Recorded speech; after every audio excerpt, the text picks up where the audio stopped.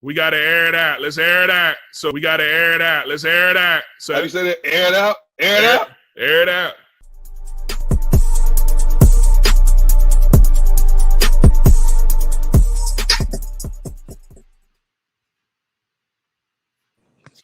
Welcome to the Air It Out podcast, ladies and gentlemen. Welcome back.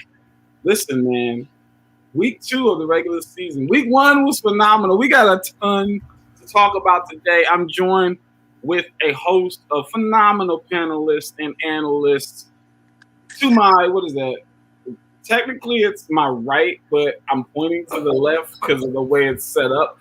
We got Darius over here, my man Darius. Talk to him. Say what's up. What's going on, guys? Listen, man, I got some stuff that I'm happy about week 1, obviously with the Patriots, but just with everything else, man. So I really can't wait till we get into it. The one and only. What's going on, brother Juan? Well, the one with the wonton bomb. Yes, we miss you, man. Can't wait to get you back in here. And then below me, we've got none other than Big Trust, a.k.a. Coach Braxton. Mr. Darren Braxton is here, ladies and gentlemen. Say what up. He's back. I'm back, people. Long time no see, but disappointing week 1, people. Disappointing week 1. I went to sleep for a second there. I was like, oh, we got this in the bag. I got woken up to a, oh, you don't see what's going on, huh? You don't see what's going on, huh? We're going to get there. We're going to get there. We're going to get into that. We're going to get into all of that today on the Air It Out podcast. It's going down.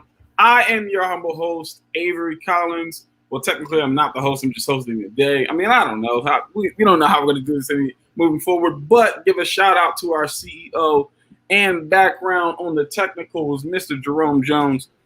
Thank you for everything that you're doing in the background for us tonight. All right, listen.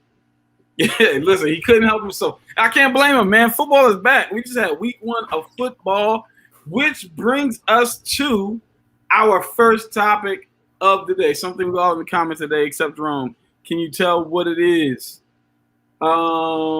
Yeah, I can. We're gonna get into that. Again, matter of fact, let's get into it right now. Our first topic of the day, our week 1 takeaways. Let's talk about how you feel. Let's talk about what you saw. Let's talk about week 1 of the National Football League. Darren, I want to start with you, since you were so eager to get going here just a second ago. We felt your pain, but let's let you have the floor here, sir. So first off, I want to address a good friend of mine. He sent me a message saying we choked, and he said that it was a burn job, Mr. Chris Thomas. Yes, this is for you. There was no type of burn job from Marlon Humphreys.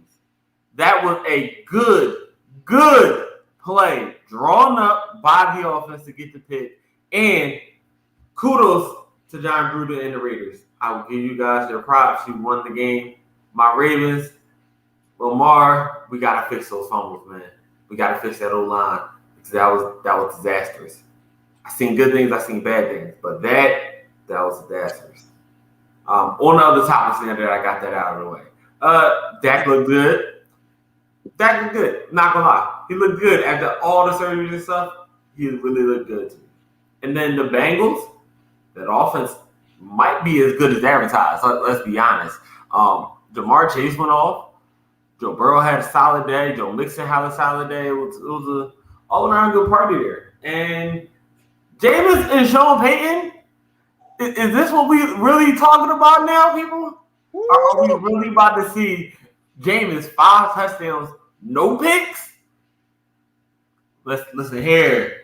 Jameis might have an MVP in him if he continues on this route with Sean Payton, but it's early on, so let's see. Man, oh man, I couldn't agree more. Juan says this quick take. Zach Wilson looks like what Sam Darnold should have been. Offensive line looked putrid. Receivers need to step it up, and defense is injury riddled. I agree with you there, Juan. I don't agree. I don't agree that Zach Wilson looks like what Sam Darnold should have been. I think they have 2 different skill sets. Chris, I'm gonna let you have yours when I get to mine.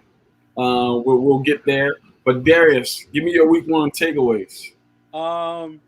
Week 1, man. First and foremost, it was so good to have football back last Thursday. Like after we had the episode, it was so good to see just football, just see the crowd into the game, see Dak out there. He played really well. Threw the ball too much. We talked about it in the chat. That's a concern, right? This is a guy who's coming off a little bit of a shoulder injury and an ankle surgery, and he's throwing the ball too much. Run the ball. You want to take some pressure off of your quarterback, right? So, but besides that, that was a good game. Honestly, I'm going to be a homer. I got to talk about the week 1 loss to the Miami Dolphins. And as weird as it sounds, I'm glad we lost. I'm glad Mac Jones got that loss out of his system right then and there. That's one. This is a guy who really didn't lose in college, right? Like when he played in Alabama, he all he knew was win. So his first week, obviously, you want to get that win, but it's also a humbling experience for him to come into the system and get that first loss out of his system. Now he has a little bit of momentum going into the week 2 game against the Jets, right? Number 15 pick. Everybody thought he should have went higher, so that's a little bit of fuel. He got his first loss, another division rival. So I'm glad he got the loss. Now he knows, and Bill Belichick, he's gonna scheme. He's gonna scheme against Zach Wilson. It's gonna be a good game. Obviously, some stuff we got to fix, but overall, week 1 there wasn't a bad game. Darren said it. Like you look at that Bengals game, that was probably one of the best games that was on week 1. That was a very underrated game, and it went in overtime, and we got 2 overtime games. 2 overtime games, right? And they both went kind of down to the wire. Like I thought Bengals game, we might see a tie. The Raiders game, I didn't even think that was going to happen, that the Raiders were going to come back and do that. But it was just overall, man, a lot of week 1. The Eagles, they surprised a lot of people. You know what I mean? Putting up 32 points and that defense playing pretty decent. But we also have to understand it's only week 1. We have 16 more. Like we have a long season ahead of us. So a lot of guys are talking crap. Oh, my team's 1-0. It's only week 1. The Jags started this season last year 1-0, and they lost 15 straight. That's all I'm gonna say about that. All right, real quick. I don't know who the Facebook user is, so if you could put your name in the chat, let us know. Winners. Everyone in the NFC and AFC West. Jamar Chase's vision and all rookie quarterbacks looking great. That is hilarious. Jamar Chase's vision. That is funny, Juan.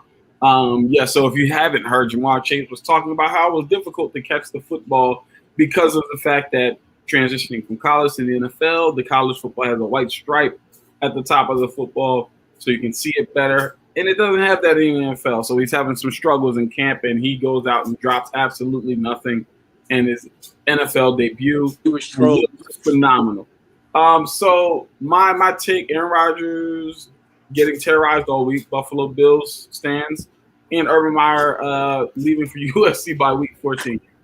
Man, oh man, listen, I'm gonna let that go. Johnny Dean, what's up, man? Good to see you. Jerome was behind the scenes working, so he couldn't get on today. Behind the scenes doing the work. All right, I'm gonna give my week 1 takeaways. Jerome, you can bring up every one of Chris's comments because he deserves to gloat right now. He deserves to gloat. He deserves to have all his fun.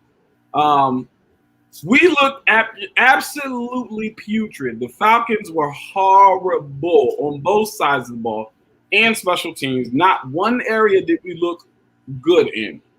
We had a couple plays with Cordero Patterson and Mike Davis running the football that looked pretty solid. A couple drives where Calvin was in a groove and, we were running no huddle and different things like that. Outside of that, we stink. Our secondary is horrible. We don't cover the flat. Our tackling is trash. The only defensive lineman who does anything on defense is Grady Jarrett. Our offensive line, completely booty. The Eagles, you guys have a ton of room to gloat. However, there's one thing that Chris said that I disagree with. I agree that the defense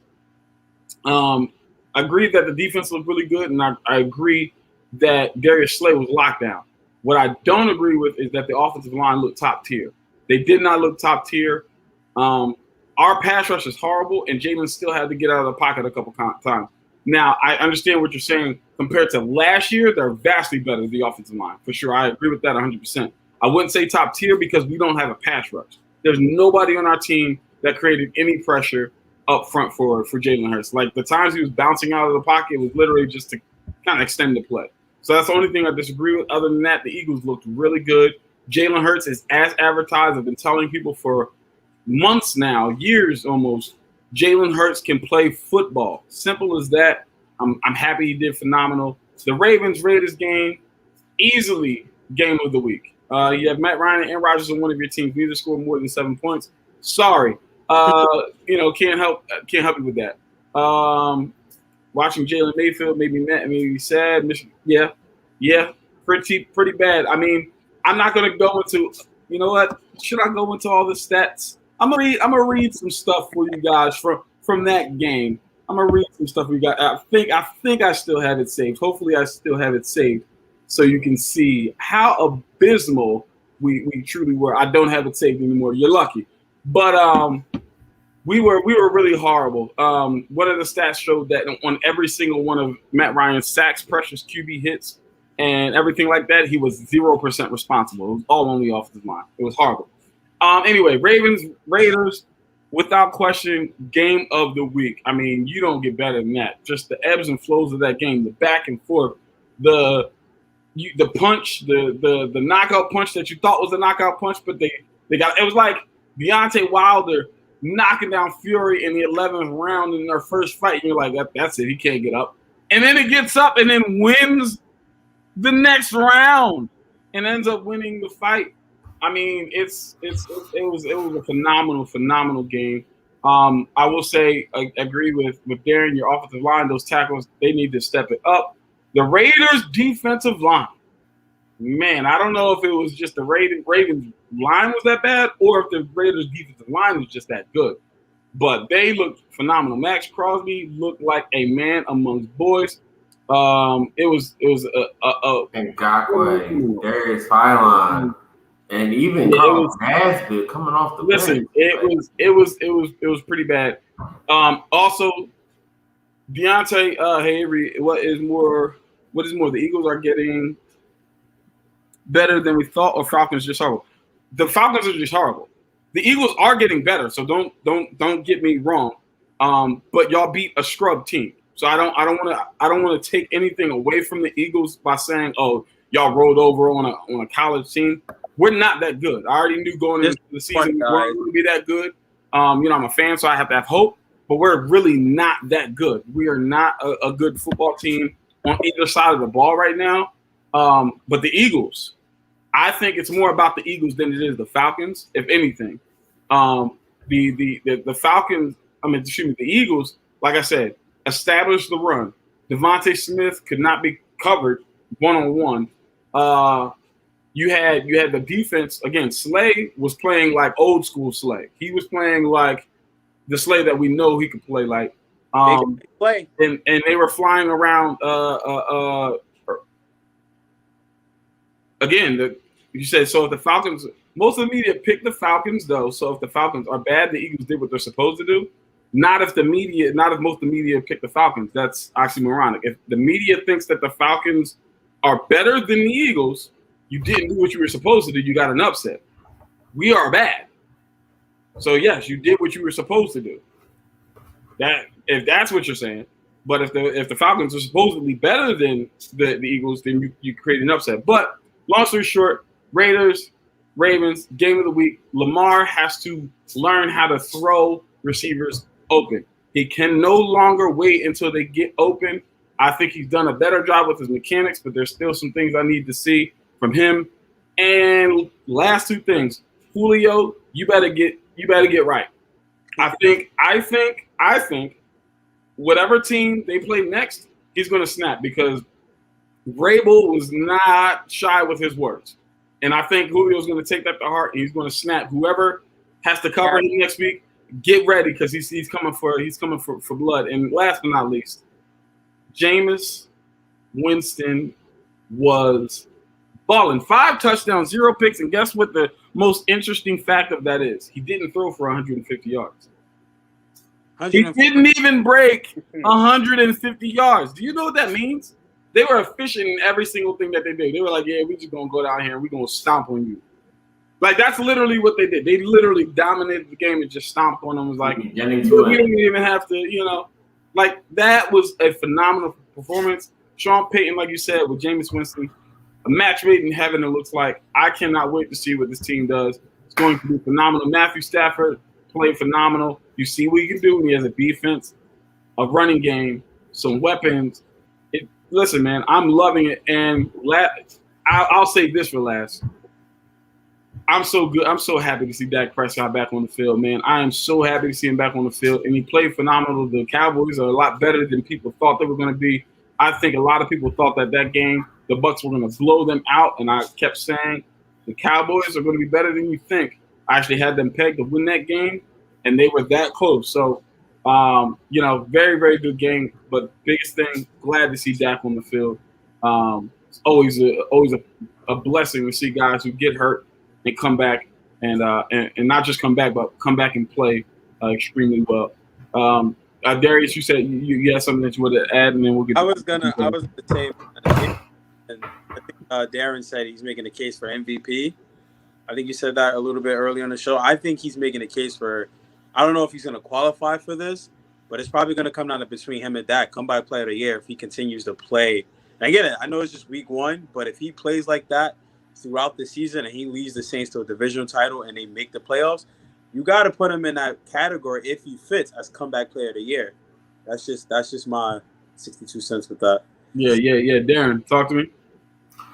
Honestly, I do not mind that. I really don't. And on another topic of comeback player of the year. Time out. That's not true. Nobody said that your team was bad. Everybody on the live pick show said you did a phenomenal job from the first position, actually. But anyway, go ahead, Darren. But real quick, another guy that should get comeback player of the year, honestly, because of how dominant he was, Chandler Jones. No one spoke of my man. Like I wanted y'all to go ahead and speak on it. I was like, you know what, I'm gonna say that for them. But when no one spoke on it, I gotta speak on it. My man had 6 tackles, 5 sacks, 2 forced fumbles, and he was an animal in and out, run game, pass game. Y'all had no answer. To the point where Taylor Lewan went on Instagram and wrote, "You did me dirty. Appreciate it. I gotta go get better. Thank you." You had to Thank get you. that. Look, I'm sorry. I had to get you. If the guy that you go up against goes on a international social media platform and bigs you up and says, "Hey, you kicked my behind. You really whooped somebody's behind." Like that. That's the ultimate sign of not only respect, but humility, because goodness gracious, that's tough. That is tough. Chandler looked like, and here's the thing, he was trying to get traded. Honestly, no offense to Chandler, he played phenomenal, but I gotta give a little bit of credit, a little bit of that credit to the fact that on the other side of you, you got JJ Watt. You can't just this. You gotta pick your poison there, and so. But I think Chandler is easily the better pass rusher, so he still did his thing. Phenomenal week 1.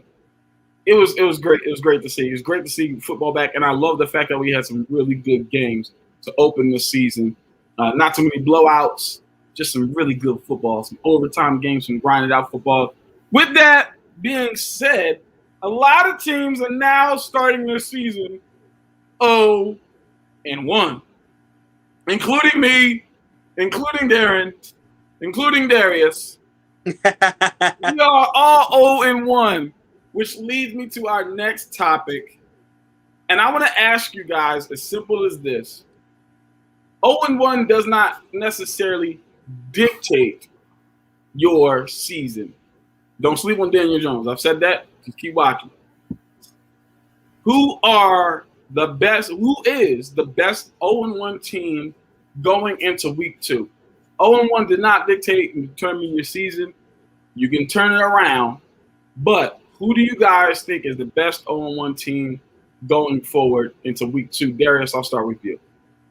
It's a couple, man. I'm not gonna be a homer. I'm not gonna leave my boys out of this. I'm gonna leave them out of this. But it's a couple of teams. Like we look at Washington, right? Washington's a team that they're kind of a quarterback away from really competing. That's really what's holding them back. It's really just the quarterback. Because you look at the bring in Cam, man, Mr. Rivera. Listen, bring your boy back. They just might. But you look at Washington, that's one team. That's right, Johnny. The Colts, and when you look at the teams that lost, they played really good teams in week 1, right? Like Washington, they played the Chargers. Indianapolis, they played Seattle. Chicago, they played these are teams that Cleveland, you played Kansas City. Granted, they were up. But I think the best 0-1 team, man, I'm going to go with Washington, and it's just because I think out of those teams, they have the best defense. Now, these other teams, yeah, they have a promising offense, but I'm still in the mindset that defense in a run game will win you championships. And again, if they can figure out the quarterback situation, if they bring Cam Newton in and he somehow can get revived because he's playing with Ron Rivera in that division, come on, they won the division without a quarterback, winning a losing record based off that defense in a run game. Same thing, they can do the same thing again, and they play against Daniel Jones tonight, who I think is going to struggle against that pass rush. So I think Washington, to me, is the best team. And you also kind of got throwing Baltimore in just because they're always going to compete. No matter who they play, Lamar Jackson, that defense, he's going to keep them in games. And John Harbaugh and that offensive coordinator, they're going to scheme and keep them in games. So for me, it's Washington, but right behind them, like 1B, would be the Ravens. Okay, I'm not mad at it. I'm not mad at that pick at all. So let me see what you got, Darren. Who do you think are the best 0-1 teams out there for you? So I'm going to fully exclude the Ravens from this because we all know that they are going to compete, as Darius said. So in light of that, Packers, Bills. Those are my two teams right there that would be the best 0-1 teams. Yes, the Browns are very good, but is Baker Mayfield going to replicate what he did last year? Especially down the stretch when they were making their real playoff run. We need to see if that's going to be the same one. But we're talking about Aaron Rodgers here. We're talking about Mr. Relax. We're talking about, are we serious over one loss? Do you forget what I did last year? Come on. We're not doing that. Dust the rust off. A-Rod's going to be back. And I'm not going to lie to you people. Wow. Cool. So we're just going to say it like this. We ain't going 0-2, people. But like I said, the Bills, Josh Allen, that offense, that defense that has basically come all the way back. Listen, that's a scary team right there, especially if they really start to get in the groove going into this week. And they have a great matchup coming up too. So, okay, I'm not mad at that. I'm not mad at it at all. I understand the assessment. I'm gonna say here, I'm gonna give, I guess, the 5, like my top 5. Browns are the more complete team in the NFL. Just have to learn to finish games. It's Believe Land, y'all. Believe Land. This is for you. All right, listen. Yikes. He used your hashtag against you, Darren. The pain. All right, look. I'll get my hot takes. How about that one? Listen, we'll save it for the hot takes. All right, so I'm going to give my top 5. At number 5, I'm going to say the Cowboys. I think the Cowboys are a very, very solid team. I think they proved that against the reigning NFL champions. They came in, they punched them in the mouth, they stood toe to toe with them. I think if they can learn to run the football and not lean so much on Dak's arm, that they'll be a better team. They'll be able to control the clock. I honestly think that was the reason they lost that game. Mike McCarthy, you've got to learn to close that game out and run the football. As simple as that. Do not give Tom Brady time on the clock. 28-3 should have reminded you. Number 4, I'm going to go with the Titans. I think the Titans, once they figure out how to utilize Julio and A.J. Brown, the two phenomenal receivers on the outside, once Derrick Henry gets back into the swing of things and starts to get running downhill and they get that offensive line and that defense clicking, I think they're going to be a very, very solid, very, very, very, very solid team. I would say number 3, I would give that I'll give it to the Ravens. I'll give the Ravens number 3. I think they're a little bit more complete on all sides of the ball. than some of the other teams that are going to be excluded off this list, and some people might feel away. But I think the Ravens are a little bit more complete. I think when they figure out how they're going to run the football again and be consistent with it, they're going to get back to what they did before. Obviously, they're going to get some receivers back with Bateman and different things like that. So once they get healthy and different things, I think the Ravens are going to be phenomenal. Number 2, I'm going to go with the Bills. I think, again, the Bills with Josh Allen, I think he had an off opening week. I think they were trying to do a little too much throwing the football. I think if they learn and get back to the running game and different things like that, I think that'll take some pressure off their defense as well. But the number 1 team, I'm actually going to go with, and I'm going to leave 2 teams off that people are going to be surprised with. I'm leaving off the Packers, and I'm leaving off the Browns, and I'll explain why.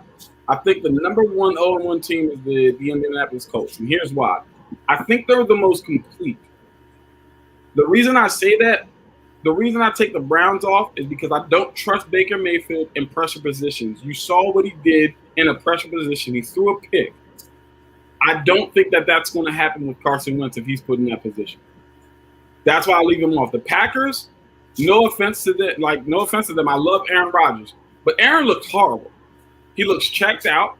He looked like he didn't want to be there. He looked under pressure. I don't know. This team looks completely different than the team that we just saw in the NFC Championship last year. They look horrible. And for Jameis Winston to not even throw 150 yards, that's kind of crazy. Fun fact, the team that went all last season got blown out in week 1 last year. This is true. But all I'm saying is, listen, I'm not a huge believer. And like I said, in Baker Mayfield in those pressure positions and the way the Packers look, I'm going to go with the Colts. They're complete on defense. There's not too many holes. Offense, they can run the football, and we know that when Carson gets into his groove, he's coming off an injury, he's coming off of COVID. When he gets into his groove, he's going to play well, and he did play well week 1. It's not like he played abysmal and, they were just, completely out of sync or anything like that. He played pretty well through 2 touchdowns, 250 yards, 0 turnovers. I think that the Colts are going to turn this thing around and be a very, very formidable team moving forward. So that's my thoughts on it. What are your thoughts? I'll go with you, Darius. That's a fair assessment. I mean, I think the Colts. You look at who they played in the offense and the defense. Carson Wentz, like you said, once he gets in the groove, that team is going to be good, right? And then the defense is going to keep them competitive. I'm a firm believer, and if your defense is good, they're going to keep you in games. It just comes down to quarterback play, and Carson Wentz isn't bad. He has the protection now, right? He has the running game. He has a solid group of receivers. It's just kind of just putting it all together. Like I said, it's only week 1. And let me correct. It's week 1. Let me correct my error. I said that Carson had no turnovers. I meant to say no interceptions. He didn't throw any picks. He did have a fumble. And to Chris's comment about Baker trying to throw the ball away, Baker has a bigger arm than that. I'm sorry. I know when Baker's trying to throw the ball away and when he's trying to force something. He should have threw the ball away as soon as he stepped up. He didn't. And that right there, again, his decision-making at times, I trust Carson's decision-making more so than I trust Baker's. I'm not saying Baker's a bad quarterback. I'm saying I trust Carson's decision-making better and more than I trust Baker's, and their team to me is a little bit more complete on all sides of the ball. That's the only thing that's the only reason that I pick. If it's not the Colts, then I would definitely slide the Browns in there even and still leave the Packers off. But I think I will go with the Colts there. And so yeah, Darren. Yeah, I don't know about that comment about trusting Wentz over Baker. Did we not see what Wentz did last year? Now, if you're saying that Wentz is going to be better with Frank Wright as his coach, I can fully believe in that because I can believe in Frank Wright as an offensive coordinator. But Kevin Stefanski with Baker Mayfield, I feel like Baker Mayfield will still go more off script than Carson Wentz would with Frank Wright. That's my assessment of that. And that's my issue is when Baker goes off script, Baker's better. Baker is not as good as he thinks he is. He thinks he's Patrick Mahomes level when he goes off script, and he's not. He's not that level. He's good. Do not get me wrong. He's athletic. He can move. He can make any throw on the field. He's not Patrick Mahomes. When he goes off script, they get in trouble. When Carson goes off script, he's got two people draped on him and throws a 30-yard touchdown. There's a difference, right? And the reason I say that I trust Carson over Baker, Baker has everything tailor-made for him. A running game, weapons, a good defense, a solid coach. Carson now has that. Last year, we all saw the injuries that the Eagles suffered in the very beginning of the season. Their offensive line was abysmal. They couldn't defend anybody. They were not a good team. Now he goes to a team with an offensive line, a running game, his former coach that, again, got him MVP numbers, and a defense that knows how to play some football. I'm going to trust Carson Wentz over Baker Mayfield in those pressure situations. But that is enough for that topic. It's time to get into our next topic, which is our new segment. We started it last week, and we're going to continue. Carson actually played well for the most part, but that Seahawks defense line is depth, and the Colts line is dealing with issues. Very true. Very true. I'm telling you, watch out for the Colts. Not going to make them, my pick or anything. They had a Chubb fumble and a fumble on the punt. That loss wasn't solely on Baker. You're right, it wasn't. But in the pressure moment, this is why you guys got to pay attention. I said in that moment, with less than 2 minutes left on the clock, what happened? Nick didn't fumble.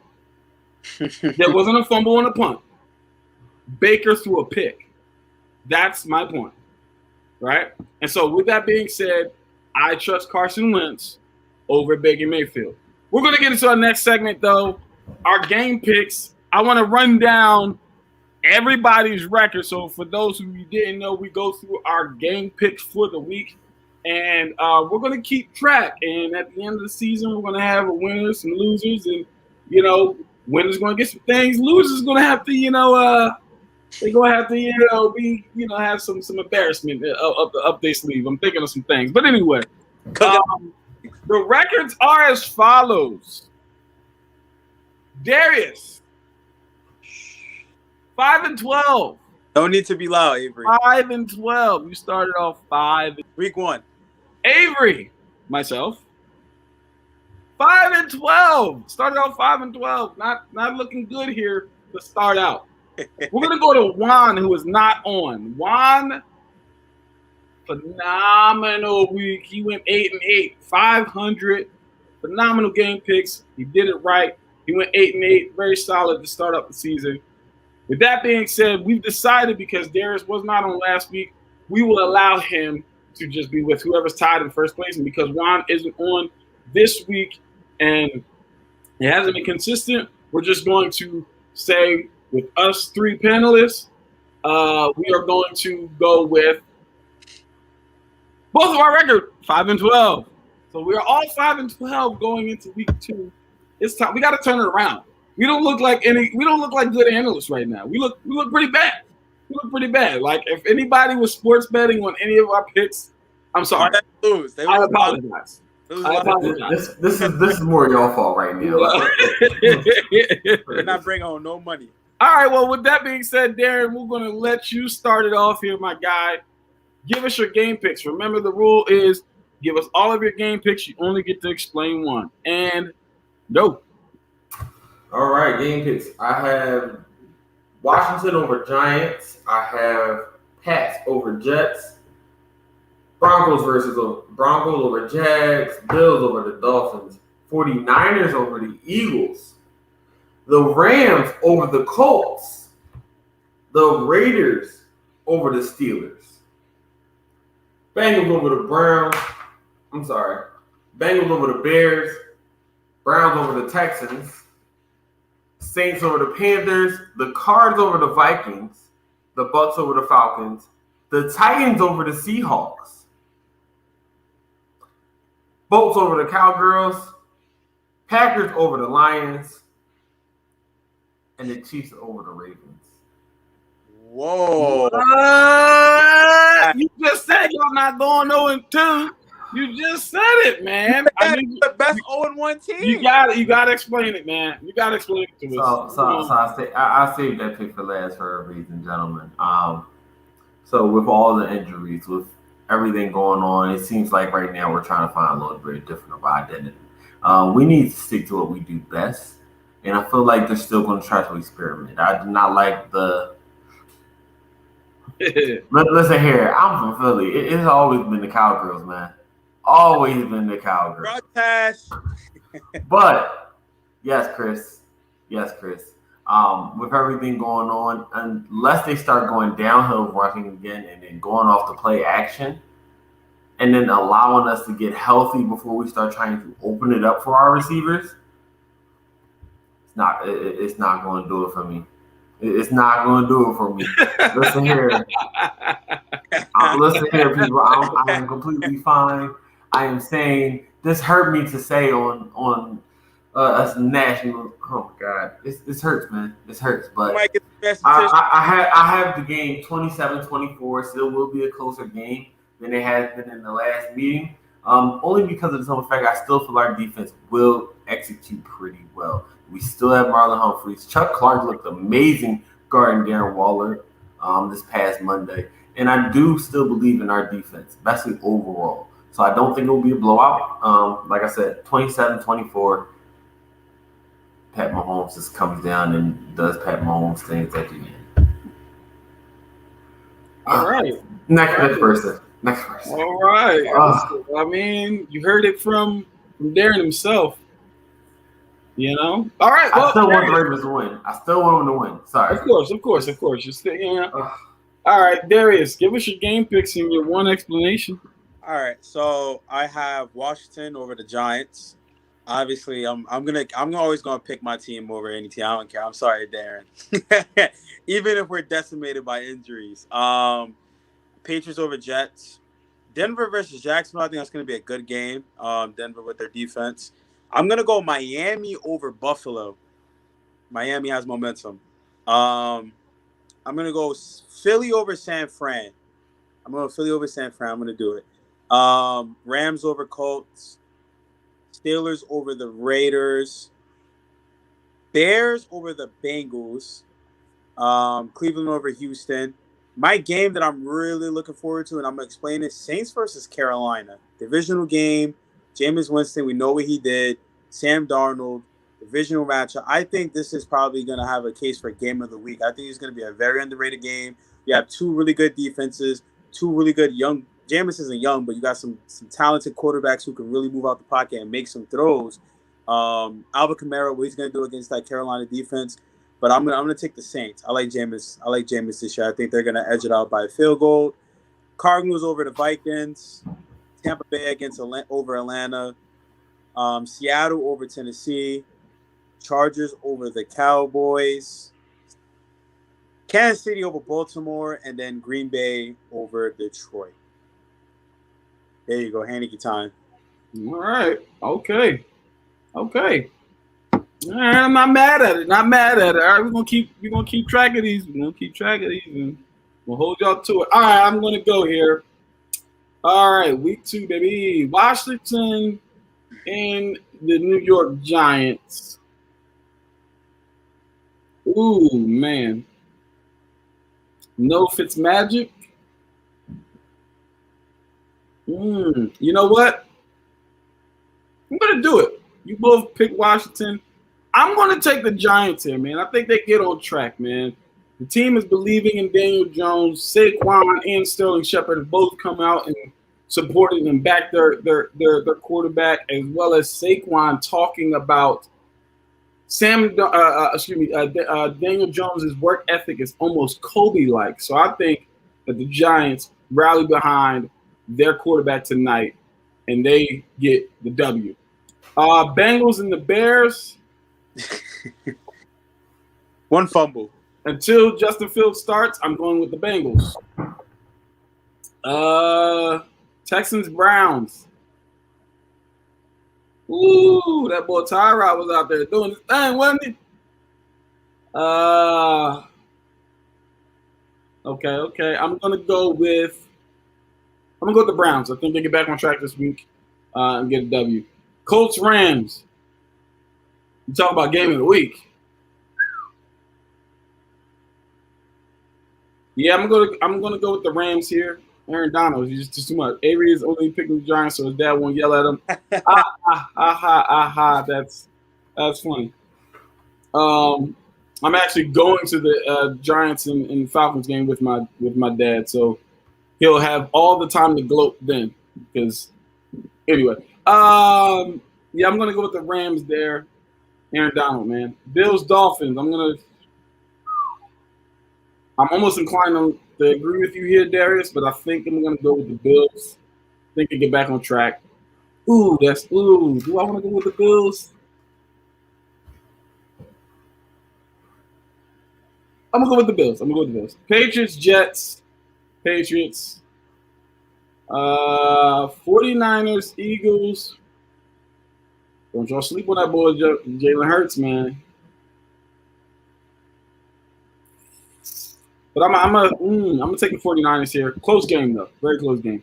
Raiders, Steelers. I'm gonna go Steelers. Saints, Panthers. I'm going to go Saints. The Panthers barely eked out a win against the Jets, if we're going to be honest. They did play well, but the Saints are better than the Jets. I'm going to go with the Saints. Broncos, Jaguars. Broncos. Vikings, Cardinals. Falcons, Bucks. Falcons are going to lose. I'm going with the Bucks. Cowboys, Chargers. Cowboys. They get on the board with the win this week. Titans, Seahawks.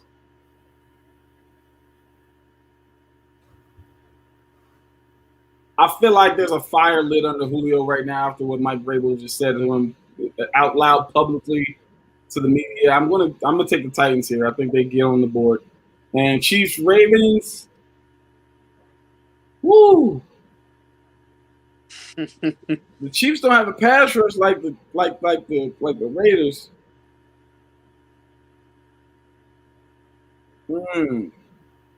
Sorry, man. I'm gonna have to take the Chiefs here. I gotta go with my gut this time.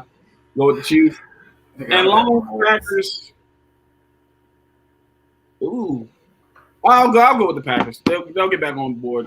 Listen, Aaron Rodgers better show up because that was an abysmal performance. It was pitiful. It was completely pitiful. You talk about being one of the best quarterbacks in the league. That was a horrible showing. That was disgusting. I was actually highly disgusted. All right, so that is it for our game picks. Keep track of that. We are in our last segment of the day, and we're going to tell the Falcons, hold Brady to low passing yards, please. Sincerely, your fantasy team. So, interesting stat. The Atlanta Falcons. So when does Urban Meyer take a medical condition leave Jacksonville? That's hilarious. But to Jerome's point, interesting stat. The Falcons have the lowest.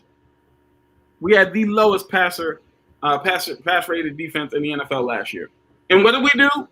We got rid of all three of our veteran safeties: Damontae Kazee, Keanu Neal, and Ricardo Allen. Damontae Kazee and Keanu Neal, where are they at? On a revamped Dallas defense that held the Bucks in check for most of the game. And where's Ricardo Allen? On a 1-0 Bengals team. So, yeah. Tom Brady's probably going to light it up. Anyway, last segment of the day. Hot Take Thursday. It's time for the hot takes. It's about to get spicy up in here. Darius. Mr. Stidham season.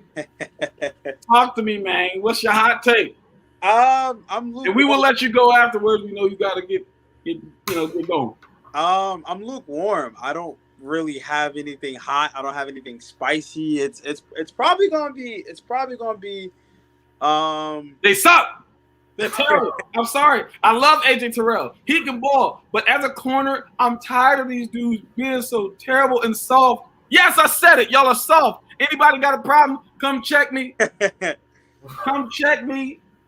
I probably can cook y'all, and I'm 30 and slow. Sorry, my rant is over. Darius, you I mean, It might be a little high. I think the Miami Dolphins hold Josh Allen under 200 yards passing. That's my hot take. I think they hold him under 200 yards passing. First home game, they got some momentum. Defense didn't play bad against the Patriots. Obviously, a little bit of errors and stuff like that, but they got turnovers, and when they had to get a stop when it mattered, they did. So I think they hold Josh Allen under 200 yards. Okay. All right. I understand we have one of our guys in the secondary. Jalen Hawkins is phenomenal. However, he's being used more so That's how as a box safety, and he does his thing, right? So, and I have no problem with Jalen Hawkins.